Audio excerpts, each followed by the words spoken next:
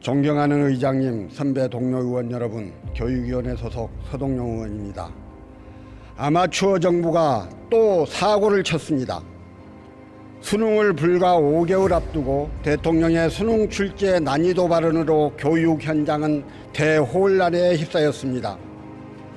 홍보수석은 쉬운 수능, 어려운 수능 문제가 아니라 사교육 의존 문제라고 해명하면서 하루 만에 대학 입시를 총괄하는 교육부 국장을 교체하고 명확한 근거도 없이 사교육 카르텔을 언급하며 교육과정평가원까지 감사하겠다고 합니다. 수능 출제 시스템에 대한 불신과 입시 불안까지 정부가 스스로 조장한 꼴입니다. 대통령이 올 초부터 수능 문제를 쉽게 내라고 지시했는데 담당국장이 따르지 않았다는 게 교육부가 직접 밝힌 담당국장 면직 대기 발령 이유입니다. 결국 6월 모의평가가 어려워서 대학 입시를 총괄하는 담당국장을 경질했다는 말입니까? 6월과 9월에 실시하는 수능 모의평가와 11월 수능은 교육부와 한국교육과정평가원이 주관합니다. 6월 모의평가를 어렵게 출제하면 9월은 쉽게 출제하여 그 결과를 토대로 실제 수능의 난이도를 조율하는 방식인데 대통령의 서투르고 성급한 한마디에 쉬운 수능은 기정사실이 되었습니다. 모의평가와 수능 출제와 관련해서 교육부 장관뿐만 아니라 실제 출제 업무를 담당하는 교육과정평가원 원장과 그 누구도 출제위원들에게 난이도 조정을 일방적으로 지시하지 않습니다. 수능 출제위원회의 독립성과 자율성이 무너지게 되면 앞으로 각 교과 전문가들이 수능 출제 준비 과정에서 엄청난 부담에 시달리게 될 게 뻔합니다. 이제 출제위원들은 수능이 어려우면 쉬운 수능을 하라는 대통령의 지시를 이행하지 않는 것이고 수능이 쉬우면 변별력을 갖추라는 대통령의 지시를 이행하지 않은 책임을 져야 할지도 모릅니다.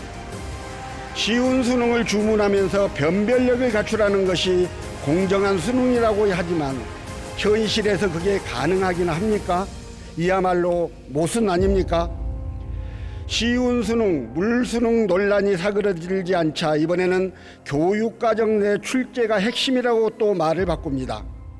말 바꾸기에도 대통령의 한마디에서 시작된 학생과 학부모의 혼란이 줄어들지 않자 교육부 장관과 여당의 정책위 의장은 대통령이 검사 시절 대입사건 수사를 해봐서 대입제도 전문가라고 지켜세우며 킬러 문항 탓을 합니다. 수능에서 잇따라 킬러 문항이 문제가 되고 사교육을 유발하는 문제가 있어 민주당 의원들을 중심으로 그 문제를 지적해왔던 것이 사실이지만 킬러 문항 삭제만으로 수능의 공정성이 강화되고 입시 공정성이 확보되는 것은 아닙니다.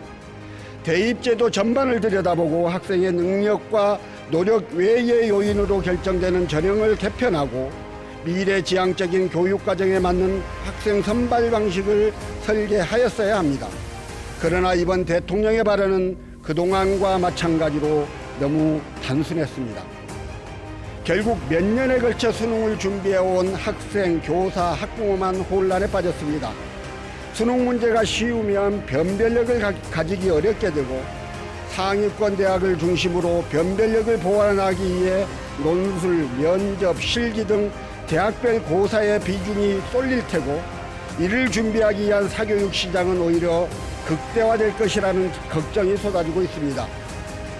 윤석열 대통령은 작년에도 만 5세 초등학생 입학 정책으로 국민을 혼란에 빠뜨린 바 있습니다. 이번에는 수능입니다. 우리나라 교육에서 대학 입시는 아주 민감한 주제입니다.